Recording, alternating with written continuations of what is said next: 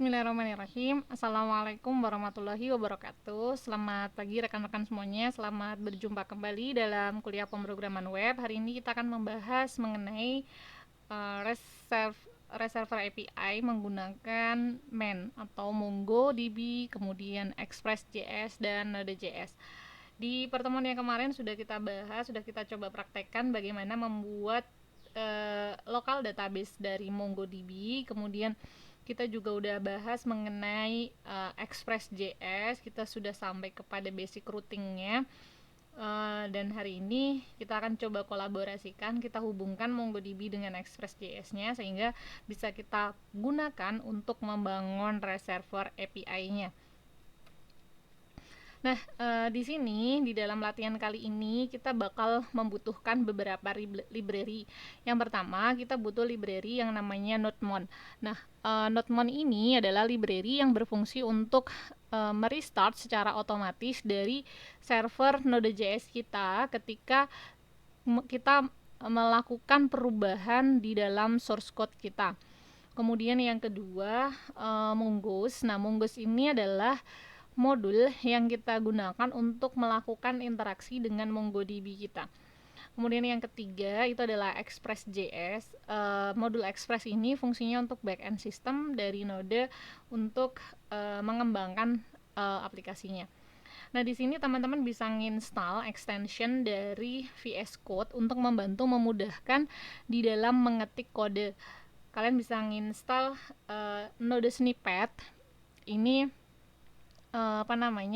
ekstensi untuk kode-kode Node.js dan Express. Kemudian install Mongo Snippet for Node.js ini untuk membangkitkan kode-kode snippet dari kode-kode Mongoose-nya. Nah, untuk membangun reserver API sendiri, kita bakal menggunakan konsep MVC di mana komunikasinya bakal melibatkan model, view, dan controller. Nah, view ini nanti representasinya menjadi tanggung jawab dari si front end. Sedangkan di sini untuk back end atau untuk membangun reserver API sebenarnya hanya butuh controller dan model. Nanti kita butuh bantuan dari routes untuk membangkitkan atau untuk mengatur endpoint kita yang bisa dikonsumsi oleh REST client kita. Jadi secara alur pertukaran datanya nanti user atau klien dalam hal ini bakal mengakses endpoint yang sudah kita definisikan, kemudian dia akan mengakses file route kita. File route akan mencari fungsinya atau menjalankan fungsinya dari controller. Kemudian dari controller ini ketika dia membutuhkan data dari database server, maka dia akan mengakses bagian model. Nah, model ini nanti adalah representasi dari collection kita, skema-skema data kita yang kita simpan di MongoDB nanti kita representasikan dalam model ini. Kemudian hasil query dari database nanti dibalikin lagi responnya ke model, kemudian model memberikan datanya ke controller, kemudian dari controller ini memberikan responnya bisa berupa JSON, bisa di-outputkan dalam view atau sesuai dengan kebutuhan kita. Karena konsep backend kita kali ini hanya fokus untuk membangun reserver API sehingga nanti outputnya adalah file JSON atau message yang kita sampaikan di REST API kita. Oke, untuk persiapannya kita masuk ke VS Code, ke kode editor kita. Nah, sebelumnya kalian bisa nginstal extensionnya di sini ya. Tadi adalah Node Snippet. Nah, di sini karena saya sudah nginstal, jadi udah tinggal ada uninstall. Nah, di sini kalian bisa lihat dokumentasinya di sini di detailnya. Untuk membangun kode Express nih kalian tinggal ngetikin kode strip Express. Kemudian untuk mendapatkan method root berarti cukup panggil node strip Express strip get. Nah, ini untuk mendapatkan get root dan lain sebagainya. Ini membantu kita banget.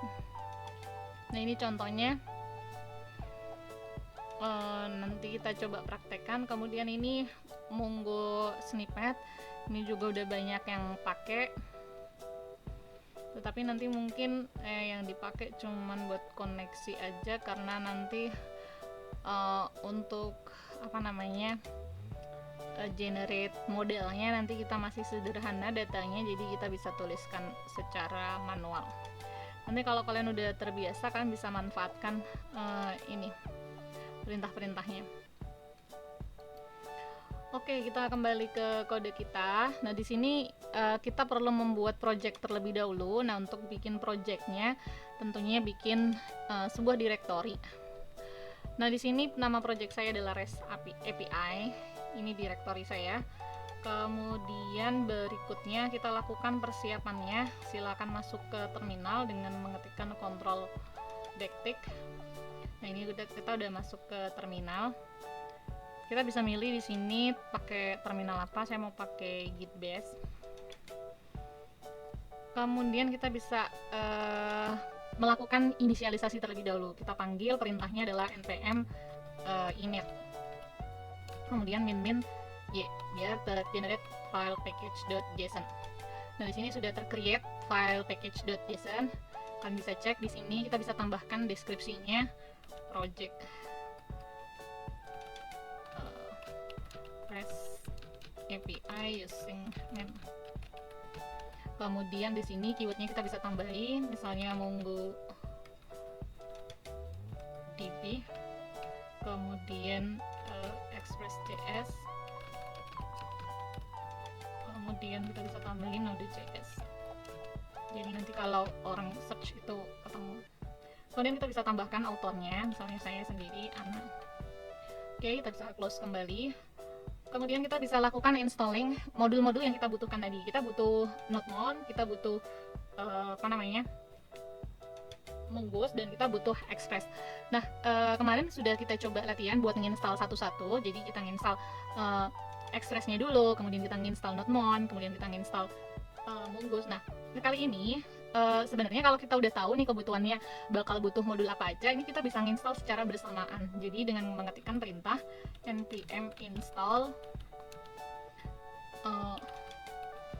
Mongoose, kemudian Express, kemudian satu lagi NodeMon.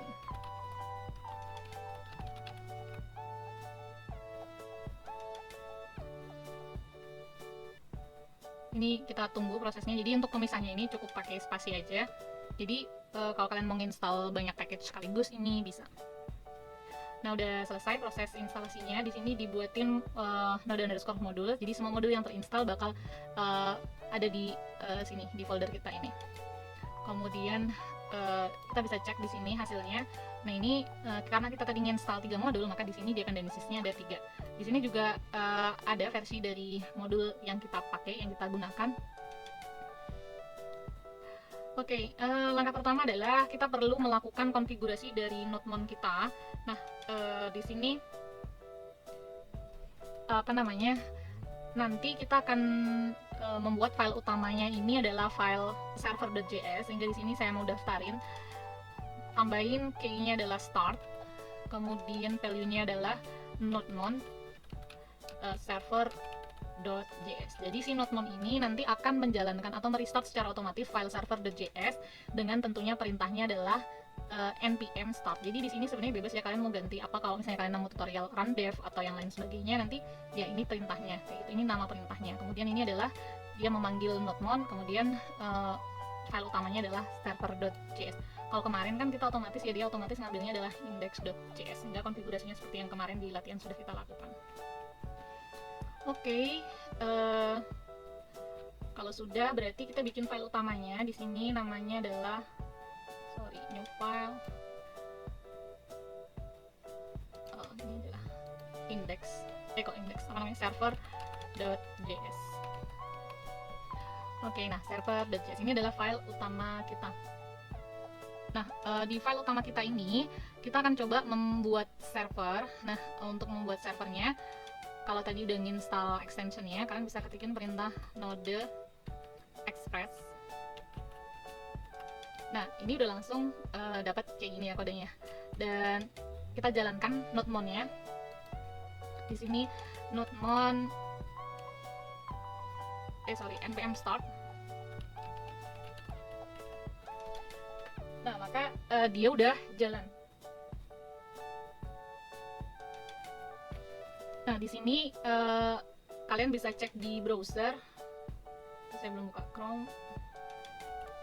Kita buka Chrome dulu.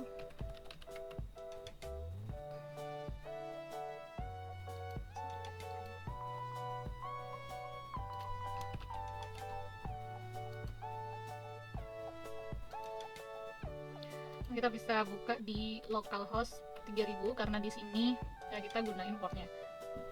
Kalau kalian mau ganti jadi 5000 misalnya, kemudian kita simpan, nah di sini nodemon otomatis langsung restart. Dan di sini kalau kita jalankan dia nggak dapet ya, nggak dapet hostnya, maka kita ganti portnya jadi 5000. Nah, dia tampil hello world-nya. Oke, kita pakai 3000 aja. Kemudian kita balik ke sini, kita ubah. Oke, kemudian di sini kita perlu nambahin nambahin beberapa kode agar nanti si Express ini dapat menerima inputan dari body berupa data JSON. Kita pakai middleware karena di sini kita sudah instansiasi app-nya, maka kita bisa panggil app.use app.use express.json. Nah,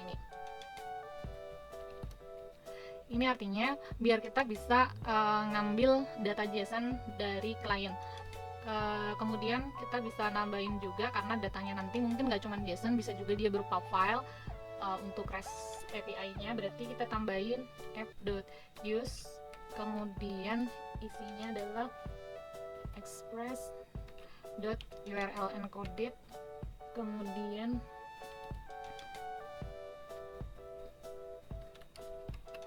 di sini kita bisa tambahin extended-nya, isinya adalah true.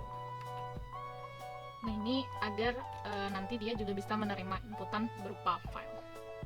Oke, dari sini sudah kita buat servernya. Langkah berikutnya adalah kita perlu melakukan konfigurasi ke database. Nah, kemarin sudah kita buat sebuah database namanya adalah project 1 di MongoDB kita. Maka kita bisa konekkan di sini dengan cara di bawah ini kita tambahin kode mdbc. Nah, ini Mongo Connect. Nah, maka bakal langsung dibuatin kode connection nih secara otomatis sama si snippetnya tadi. Nah, di sini tinggal kita ganti aja. Secara default dia ngakses ke localhost dengan port 27017. Ini adalah database name-nya. Nah, kemarin tergantung database name yang udah dibuat ya. Kemarin di latihan yang kemarin kita sudah buat namanya adalah project 1. Sehingga di sini saya simpan. Nah, kalau sudah jalan, di sini muncul tulisan kalau misalnya dia benar, maka dia succeed. Kemudian kalau salah, dia error in connection. Nah, di sini sudah muncul tulisan MongoDB connection succeeded atau sudah sukses. Berarti udah terkoneksi dengan MongoDB lokal kita. Nah, di sini ini ada error karena si MongoDB drivernya ini udah ada yang deprecated. Maka kita perlu nambahin ini use unified topologinya kita set true, di copy aja di sini. Kemudian kita paste di sini. Oke, kita jalankan kembali. Nah, di sini sudah tidak ada notifikasi error dari si MongoDB-nya atau Mongoose-nya. Nah, di sini lokal koneksi kita ini kan ada di server. Nah, biar clean kita bisa pindahkan dia di file khusus, file untuk konfigurasi, sehingga nanti kalau misalnya mau ganti database atau bakal dipakai oleh beberapa file, ini konfigurasinya terpusat di satu tempat kayak gitu. Sehingga kita bisa tambahkan di sini sebuah folder namanya config misalnya untuk melakukan konfigurasi. Kemudian isinya kita bisa tambahin file dengan nama database.config .js. Jadi semua filenya itu pasti ekstensinya adalah JS ya, karena kita bekerja di Node.js. Oke, isinya apa? Isinya adalah tadi URL dari si MongoDB-nya ini. Ini kita bisa simpan, kemudian kita paste di sini. Nah, biar bisa dipanggil, maka kita lakukan proses export, berarti model.export. Kemudian kita tambahin kodenya adalah URL. Kemudian tadi kita paste di sini. Nah, dari sini udah kita pindah. Kemudian kita bisa panggil di sini, kita tambahin require untuk mengakses si config-nya tadi. Kita tambahin di sini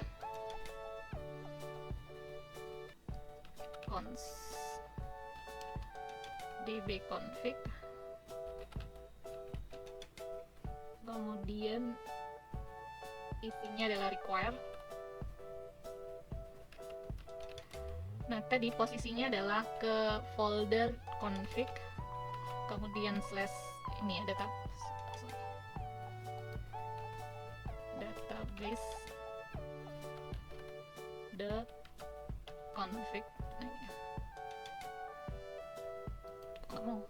.js, karena file kita ada di sini. Kemudian kita panggil di sini, kita ganti yang awalnya tadi adalah URL-nya langsung kita ubah jadi manggilnya.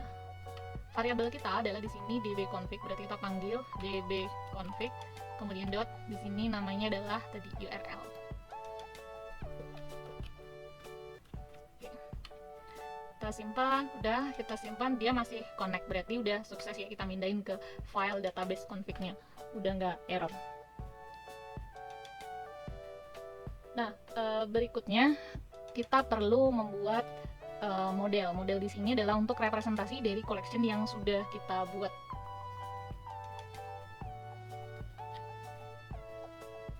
Nah, untuk membuat model, kita bisa buat sebuah directory di sini.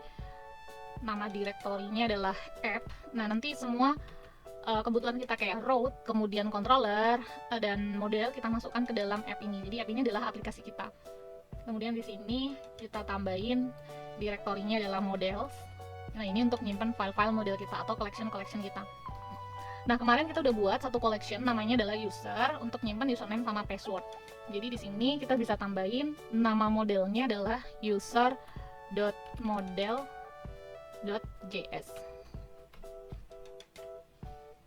Oke, di sini kalau kalian lihat skema dari ini tadi ya, model akan berhubungan dengan database dan juga controller, maka di sini kita lakukan require dengan mongoose kita agar dia bisa berkomunikasi dengan si database-nya. Sehingga di sini kita buat dulu importnya mongoose, kemudian kita require-nya adalah mongoose.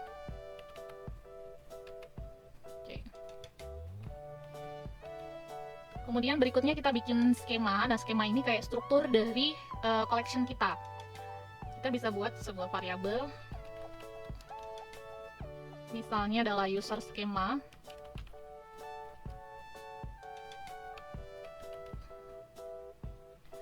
Nah, ini kita panggil metode dari mongoose-nya, yakni mongoose.schema.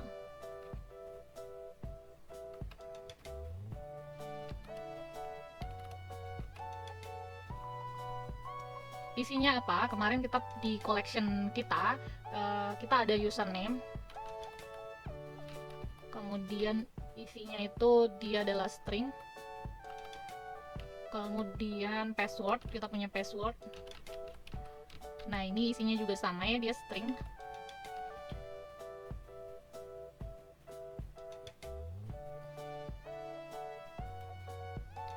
Nah, di sini kita bisa tambahin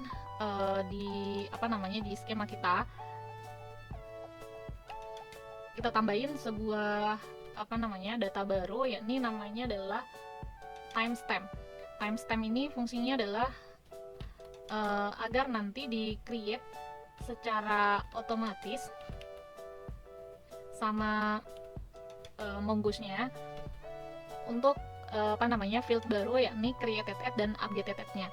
Jadi nanti tahu klien ini create datanya kapan, kemudian update datanya ini kapan. Kalau sudah, maka berikutnya kita lakukan export. Model.export. Kemudian isinya adalah tadi mongoose model. Kemudian yang kita jadikan, yang kita daftarkan adalah skemanya. Nah, dengan nama apa ini kita ubah jadi objeknya adalah kita simpan, kita ekspor sebagai objek users. Kemudian isinya adalah skemanya, si user skema. Oke, kalau udah dia masih nggak error, maka berikutnya adalah kita lihat lagi tadi di bagian ini komunikasinya adalah nanti dia bakal berkomunikasi dengan controller melalui rute. Sehingga di sini kita perlu deklarasikan atau definisikan route-nya. Nah, untuk mendefinisikan route, maka kita perlu membuat sebuah directory dengan nama routes di dalam app kita. Kita tambahin di sini namanya adalah routes. Nama filenya adalah tadi route kita tadi user ya tadi ya, berarti user.route.js.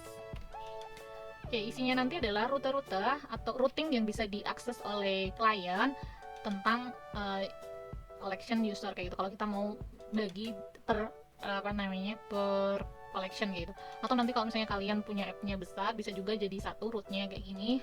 Nanti tinggal dipilah-pilah aja. Oke, kalau kalian lihat di sini skemanya, route ini akan mengakses controller. Sehingga di sini kita perlu melakukan import ke controller itu sendiri. Meskipun kita belum buat, kita bisa deklarasikan di sini. Dan nanti route ini bakal dijalankan di server, diakses di server, sehingga modul ini kita export. Jadi kita lakukan modul export, kemudian isinya adalah ini kayak sintaks row function, kemudian ini isinya adalah app. Nanti kita panggil di server, kemudian di sini kita perlu require manggil controllernya.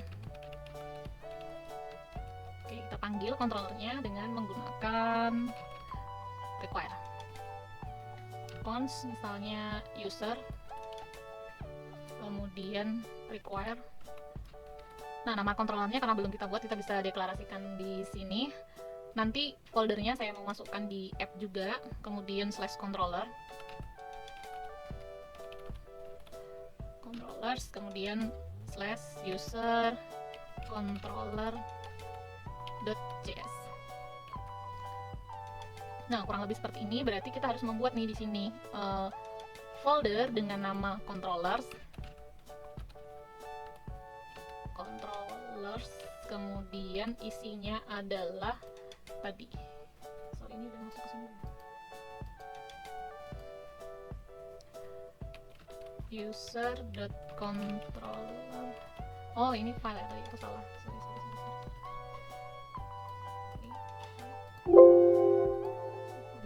Di sini kita create folder dengan nama controllers. Kemudian kita create file dengan nama user.controllers.js. Nah, ini file kita yang akan kita panggil di sini di route-nya ini. Oke, kita buat route yang pertama. Route yang pertama misalnya buat nampilin semua data. Buat retrieve all data, all users. Oke, di sini kita buat, berarti pakainya adalah app, kemudian metodenya adalah get, kemudian isinya apa? Nah, ini isinya adalah endpoint-nya apa, kemudian kita lempar ke controller itu sebagai apa. Nah, di sini misalnya get, untuk mendapatkan data user kita bisa pakai /users, kemudian mau kita lempar ke controllernya adalah users, berarti kita bisa panggil di sini users dot, kita bakal pakai metode find all. buat mendapatkan semua data users. Nah, di sini berarti kita perlu membuat nih di controller, karena ini kan ceritanya kita lempar ke controller. Sekarang di user controller kita lakukan modifikasi filenya tadi. Nah, karena mau connect dengan model, maka kita perlu require ke modelnya dulu. Berarti cons user misalnya, kemudian kita require filenya tadi, nama direktorinya adalah /model user.model.js.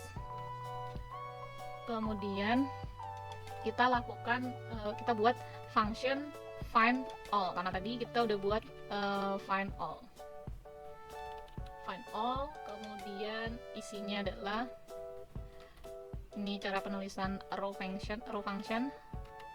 Nah, karena biar bisa dipanggil oleh oleh route, maka di sini kan dia manggil ini nih find all. Berarti kita harus export di sini, maka tambahin export find all kayak gini. Biar bisa dipanggil, biar bisa dibaca metodenya sama si route-nya tadi. Kemudian apa yang kita lakukan di sini? Kita bakal melakukan query. Nah, di sini sama seperti kode standar ya dari route. Kita butuh parameter inputan, request dan respon, kemudian outputnya actionnya mau ngapain. Nah, di sini sama. Ini kita pindahkan di controller. Jadi di sini kita butuh request dan respon. Respon untuk ngirim ke klien, request untuk mendapatkan data dari klien.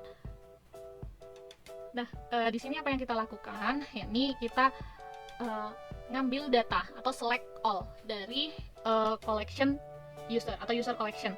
Maka di sini teman-teman bisa ngetikin db.nama collection.find. Nah, karena kita udah pakai Mongoose, nah Mongoose-nya ini bentuknya adalah dia object, maka kita bisa langsung pakai di sini user.find. Nah, kayak gini, ini udah kayak db.collection.find. Kita udah melakukan proses query.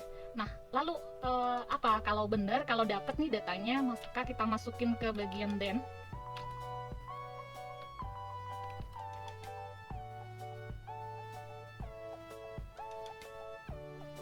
Kemudian kalau salah, kita masukin ke bagian catch. Oke, kita masukkan then-nya dulu. Nah, kalau benar, apa yang kita lakukan di sini, datanya tadi, si usernya, ini kita bisa outputkan, kita kirim ke klien dengan menuliskan perintah res send. Jadi ini kita kirim ke klien dengan parameternya adalah users.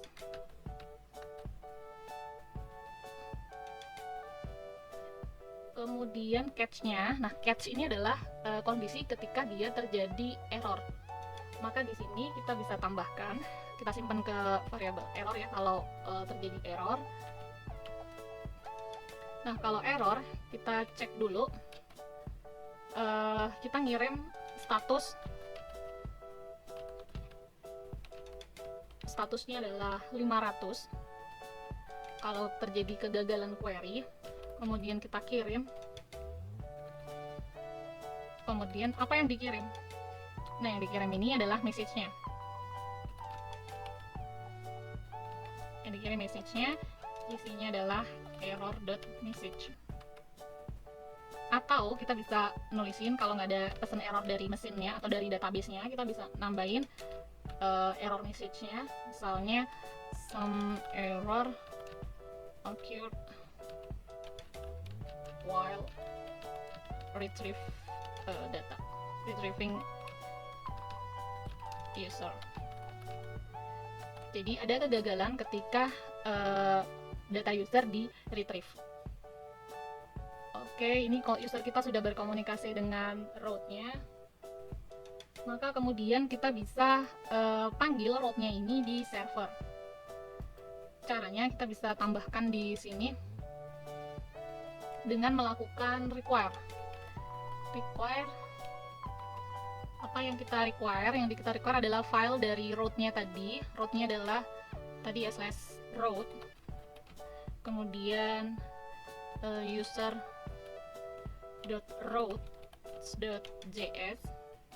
kemudian dengan parameter inputannya adalah app.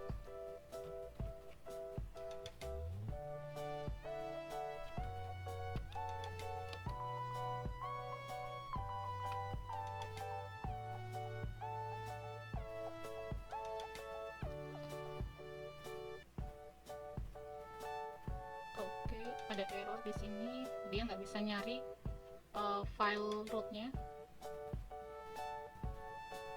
Oh, saya lupa dia masuk dulu ya ke app, karena ini kan server. Posisinya server, dia harus masuk ke folder app dulu. Coba masuk ke app.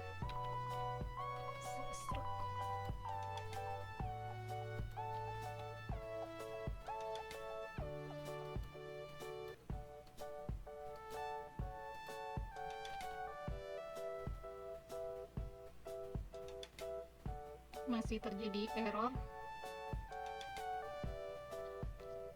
cannot find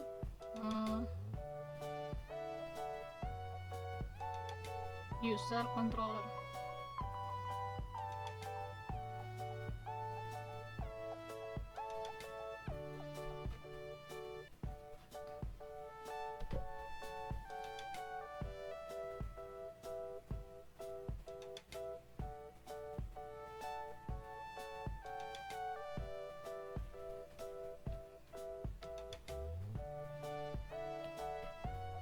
Dia nggak bisa baca controllernya. Oke, di sini salah ngambil acuannya. Kita harus keluar dulu ya dari rootnya ini. Buat manggil rootnya posisinya ada di dalam folder root, jadi dia harus keluar dulu, baru di dalam app masuk ke controllers. Coba, masih error di sini. Ini user controller, masuk ke model. Oke, udah sukses ya, udah connect. Nah, kalau udah connect, kita coba masuk ke Postman buat ngecek datanya. Buat masuk ke Postman, kita jalanin aja Postman-nya.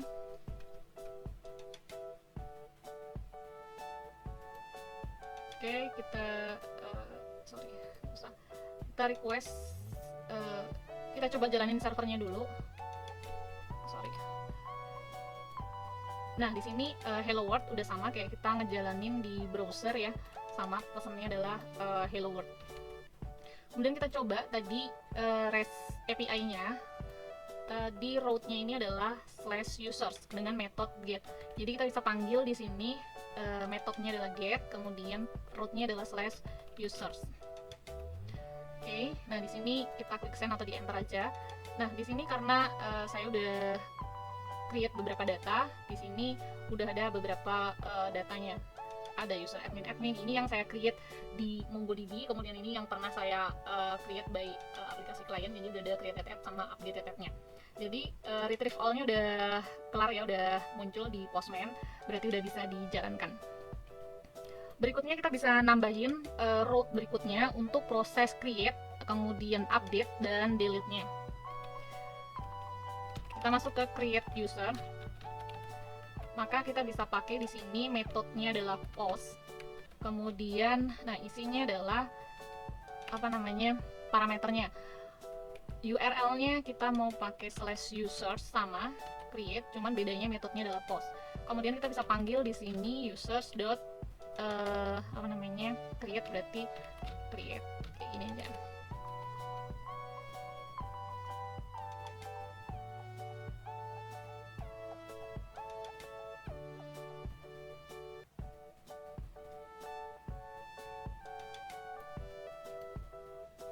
Nah, di sini error karena create belum ada. Kita tambahin data di controllernya. Kita buat metode baru ya, namanya adalah create. Isinya apa? Salah. Oke. Nah, create pasti ada request sama respon.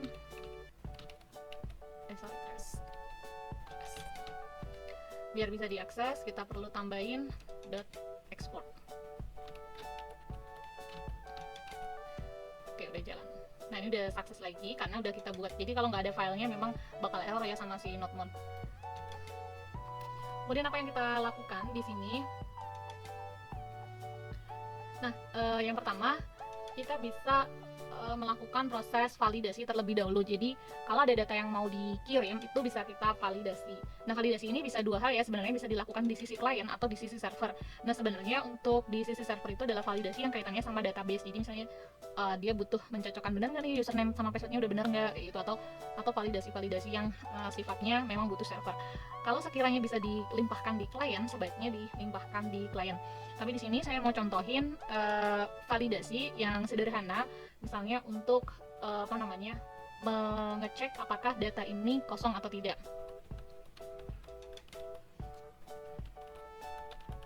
Nah, di sini kita bisa pakai if.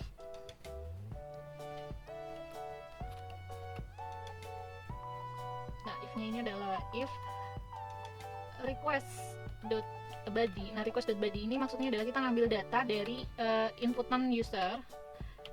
Nanti namanya adalah username. Kemudian, nah, kalau username-nya nggak ada, maka kita return statusnya adalah 400, berarti datanya nggak ada. Kemudian kita kirim ke server, ke klien. Apa yang kita kirimkan di sini? Yang kita kirimkan adalah message.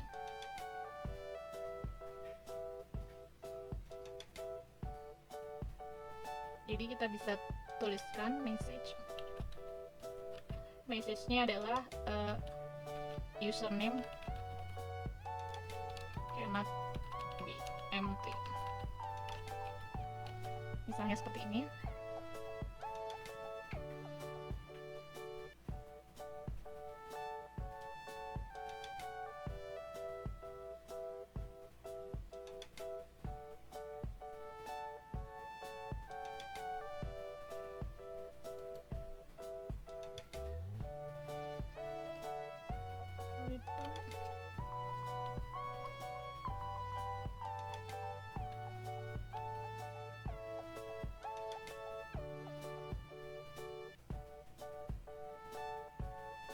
Oh, sorry.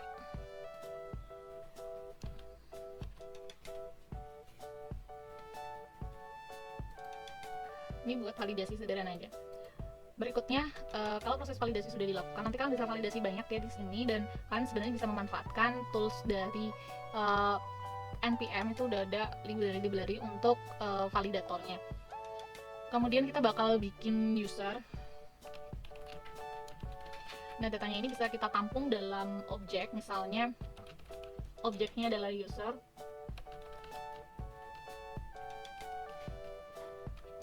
Kita panggil new user. Nah, ini new user ini adalah tadi, karena user ini adalah si model ini ya, ambil ngacu dari sini. Kemudian parameter inputannya apa? Nah, di sini kita bisa tambahin parameter inputannya. Tadi kita punya username. Nah, username-nya diambil dari mana? Dari body dari klien, maka kita bisa panggil request.body.username. Kemudian data berikutnya adalah password. Nah, ini kita ambil dari request.body.password. Nah, kalau udah kita save proses save di database. Save in MongoDB.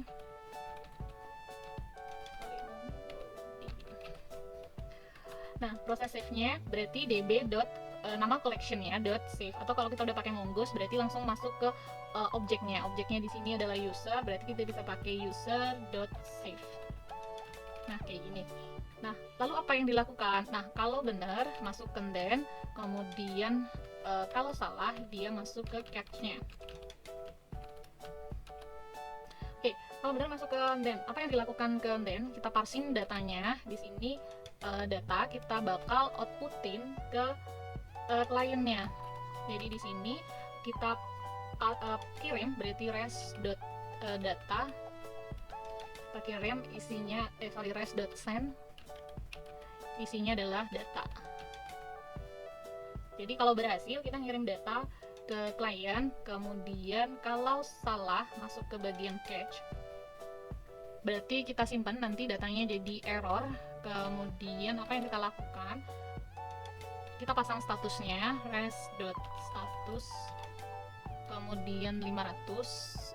Jadi ini gagal retrieve, maka kita bisa send, kemudian errornya ya, message, kemudian error.message, kemudian atau kita bisa custom message-nya kita isi some error terjadi ketika while creating user data. Ya. Kalau sudah di rootnya udah ada, kemudian udah kita akses controllernya, maka kita bisa coba lagi di postman-nya. Kita pakai metode post. Tadi datanya adalah users. Kemudian kita perlu memasukkan param di sini. Nah, untuk paramnya kalian masuk ke body aja, kemudian masukkan di sini. Nah, ini karena saya udah pernah ngisi, jadi masih ada ya datanya. Nah, kalian pilih yang row, kemudian di sini opsinya milih yang JSON atau application/JSON. Kemudian kita isikan di sini datanya adalah tadi kita butuh username, pakai tanda petik username, kemudian value-nya misalnya apa ya, latihan, kemudian passwordnya, kemudian kita bisa isi latihan 123. Oke, password biar ini, kemudian kita klik send.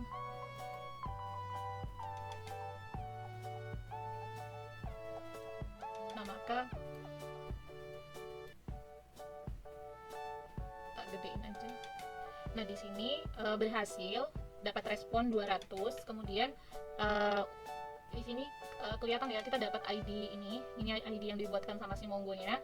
Kemudian ini data kita tadi created-nya adalah created saat ini. Kemudian updated-nya juga sama, kemudian versionnya masih version yang 0. Kalau kita cek di database, kita ganti metodenya jadi get, kemudian kita send. Nah, maka nambah satu data lagi, ya ini latihan dan latihan 1, 2, 3. Jadi kita punya 4 buah data. Jadi udah ter-create dengan baik. Oke, create sudah, kita masuk ke bagian update.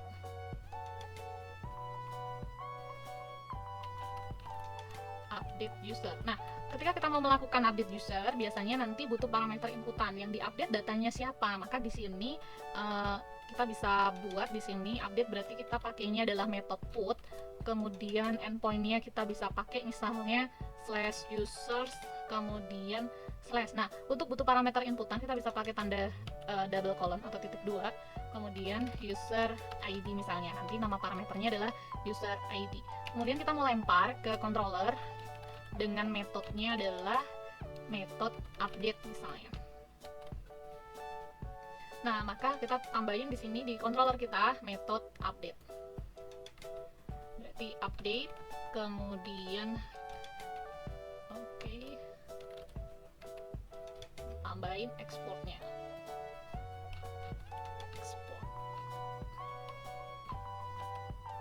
Export update. Udah berhasil ya, karena udah dibuat. Nah, apa yang dilakukan di update ini?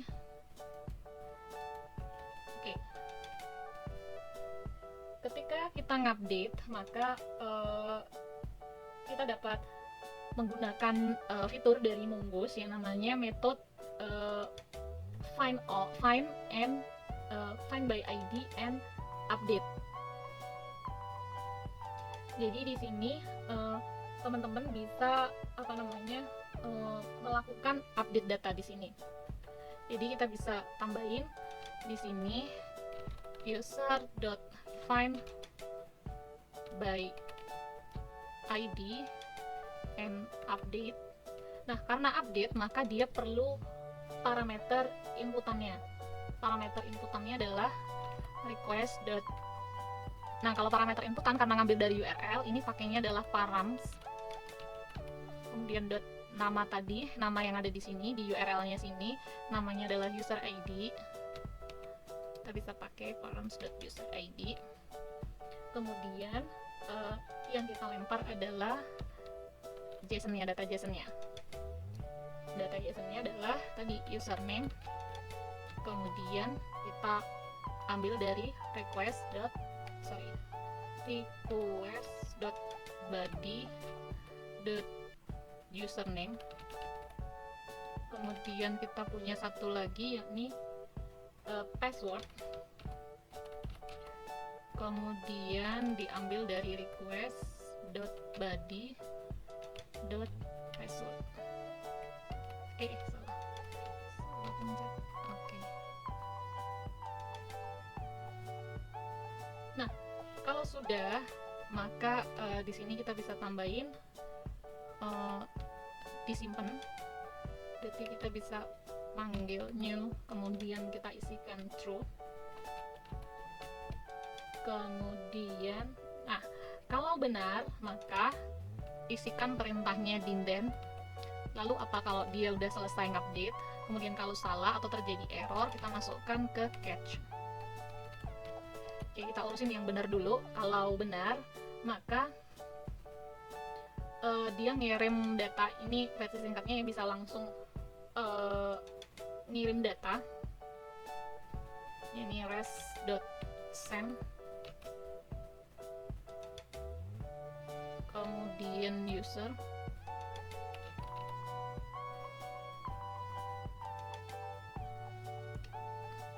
Sorry. Kita simpan dulu datanya di sini. Datanya disimpan di user. Kemudian yang kita lakukan adalah res.send user. Jadi nanti dipassing kembali ke klien. Kemudian kalau salah, maka ini nggak rapi banget. Nah, kalau salah maka masuknya ke catch, kita simpan sebagai error. Kemudian, di sini kita bisa lakukan adalah kita split jadi dua errornya. Kemungkinan errornya adalah bisa jadi ID-nya ini nggak ada, berarti kita bisa pakai if lagi.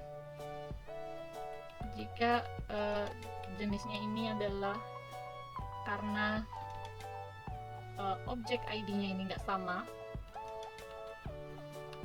objek ID-nya nggak sama, maka kita bisa return. Kemudian statusnya adalah 400, jadi objek ID-nya ini nggak ketemu kayak gitu. Kemudian kita bisa pakai method send, kemudian kita kirim message. Nah, ngirim message-nya adalah message, isinya apa? Message-nya bebas, misalnya user not found, user tidak ketemu with ID. Nah, with ID-nya adalah tadi biar nanti agak bagus. Nah, tambahin spasi. With ID-nya adalah tadi request.param dari inputan user ID. Oke, gini. Nah, seterusnya kalau ada error yang lain, berarti masuknya ke sini di bawah if. Kemudian kita return. Kalau ada error yang lain, kita return status res.status. Kemudian statusnya kita kasih 500 ya, karena error di sisi klien, dan ini karena database, jadi kita bisa send. Apa yang kita send di sini JSON, yakni kita ngirim data JSON berupa message. Message-nya adalah error updating data user with ID. Tadi ID-nya adalah request.params.user ID. Oke. di sini udah sukses kodenya. Sebenarnya kita bisa coba tes ya, kita coba jalankan di Postman. Kita ngedit nih, misalnya tadi di sini kita ambil ID-nya, kita copy. Kemudian tadi mau pakai put, kemudian /user/ID tertentu. Kemudian kita masukin ke body-nya. Nah, ini tadi masih ada sisanya. Misalnya kita tambahin edit data. Jangan kepanjangan ya untuk sebuah username. Latihan 2, kemudian latihan edit 1 2 3 4. Oke, misalnya kita ganti jadi seperti ini untuk objek ID ini, kemudian kita klik send. Nah, ini dapat error, request is not defined. Berarti ada error. Line 3928.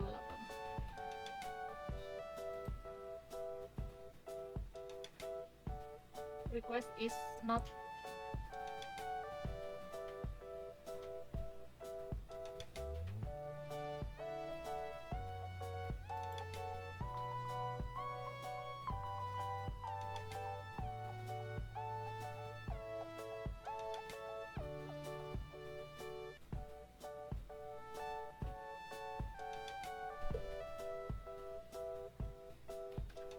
request is not defined. Oh, di sini metodenya sepertinya lupa ya. Request sama responnya belum dipasang. Kita coba lihat di sini masih sukses. Kita coba cek kembali, send kembali. Nah, ini udah berhasil. Statusnya adalah 200. Kemudian di sini udah teredit datanya jadi latihan 2, latihan edit 1 2 3 4. Kalau kalian cek di sini di menggunakan metode get, kemudian kita cek ya keseluruhan data dari users. Nah, maka kalian bisa lihat di sini udah data yang paling update, dan kalian bisa cek di sini tanggal update-nya ya udah nggak sama tanggal create-nya. Artinya data ini udah pernah di update kayak gitu. Nah, ini metode update-nya udah jalan. Berikutnya kita masuk ke create, update, delete ya. Berarti kita masuk ke delete. Berarti delete user. Nah, untuk delete user kita bisa pakai metode delete. Kemudian di sini parameternya adalah endpoint-nya. Endpoint-nya kita bisa pakai /users. Untuk delete berarti kita juga butuh parameter inputan karena data mana sih yang mau kita delete. Jadi di sini tambahin aja user ID. Kemudian di sini users.delete adalah metode delete. Metode delete di sini jangan lupa kita ekspor delete. Kemudian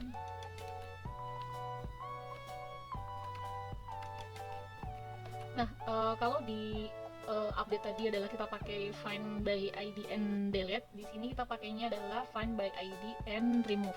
Berarti di sini tadi modelnya adalah namanya user, kemudian find by ID and remove.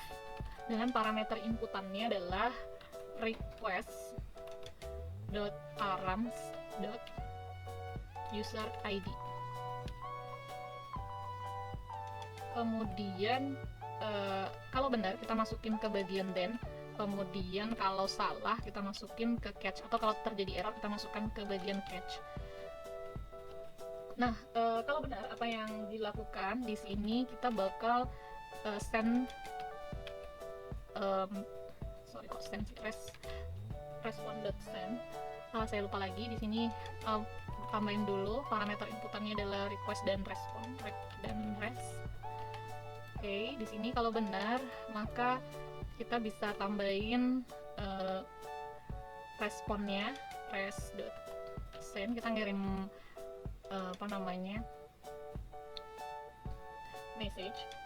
message-nya adalah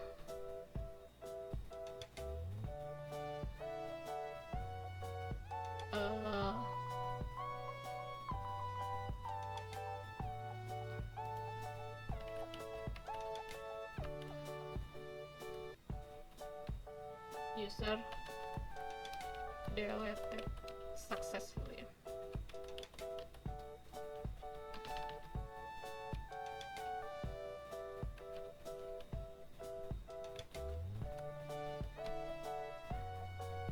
tambahin di sini datanya tadi adalah user ya.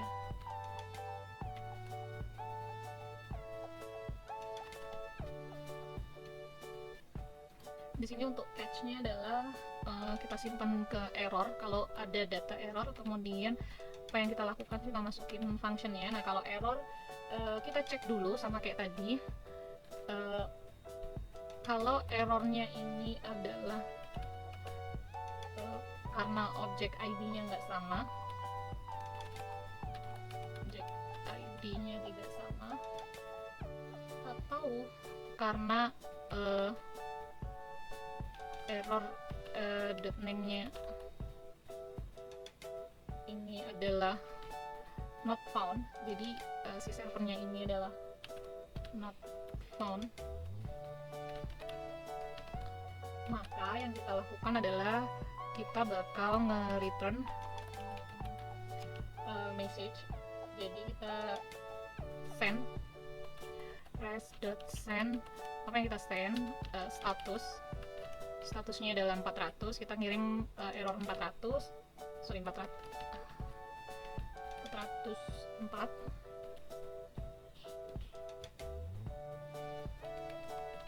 Saya kebalik. Status send. Oke. Kemudian dan kita berikan message-nya adalah user not found with ID tadi plus params request dulu ya, request.params.user ID. Nah kayak gini. Nah kalau error yang lain maka kita masukkan setelah if. Jadi kita pakai errornya database, jadi kita pasang return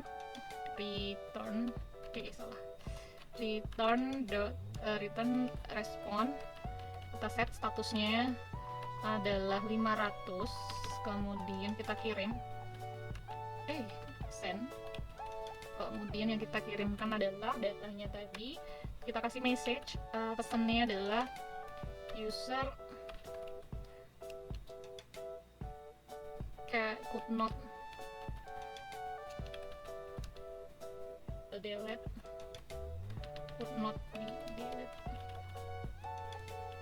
with ID. Tadi ya, ID-nya adalah plus request.params.user ID. Oke, udah sukses. Kita coba lagi di Postman. Kita coba yang terakhir aja yang kita hapus ya.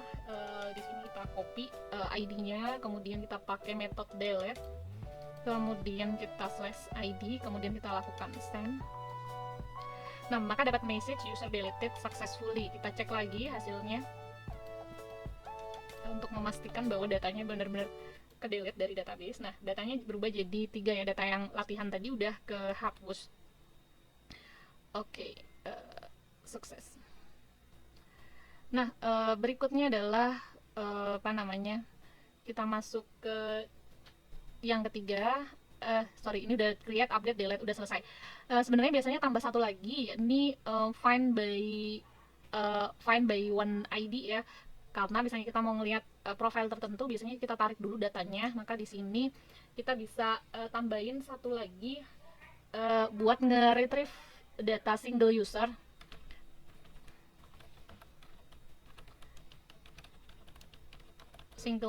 Nah di sini berarti pakainya adalah metode get, kemudian URL-nya misalnya /user/ dengan ID tertentu ya, user ID. Nah ini kita tambahin metodenya adalah users.find1, misalnya untuk nyari get one data. Masih error, kita tambahin di sini, berarti tambahin satu metode, kita export metodenya yakni find1.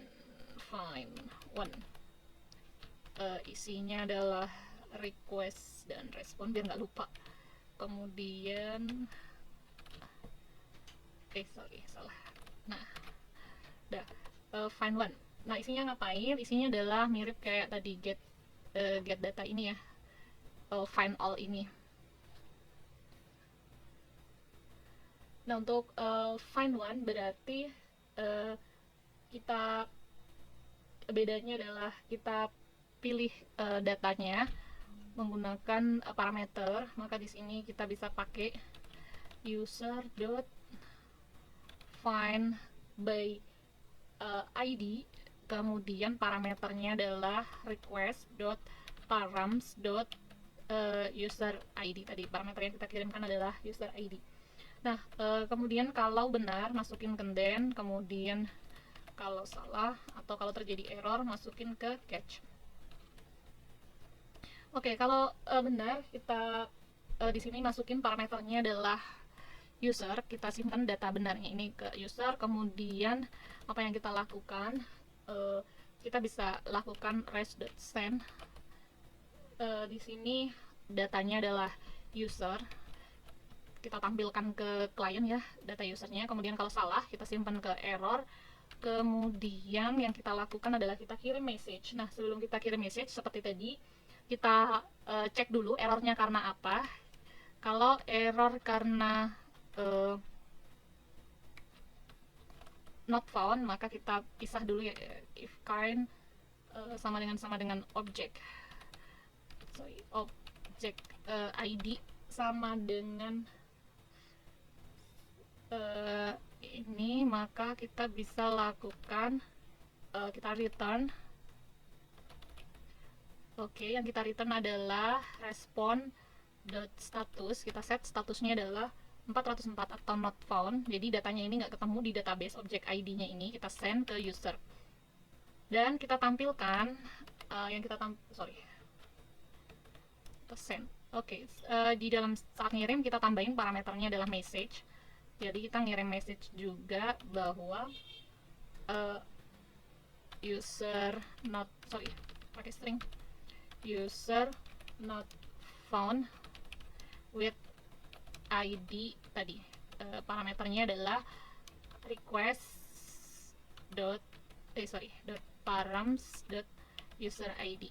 Oke, kayak gini. Kemudian kalau salah yang lain, maka kita return status yang lainnya ya, status yang lain berarti status 500.send. Apa yang kita kirim di sini message-nya adalah errornya tadi, error retrieving user with ID. Dengan ID tertentu kita masukin datanya adalah request.params.user ID. Oke, kayak gini udah selesai. Kita coba hasilnya di Postman. Kita cek tadi slash user tertentu ya, kita mencoba get data single data, kita tambahin di sini. Kemudian kita send. Cannot get user, berarti kita cek di sini. Oh, ini kurang slash ya, rootnya salah. Coba kita entry lagi. Nah, ini udah dapat single data dengan ID yang sudah kita inputkan.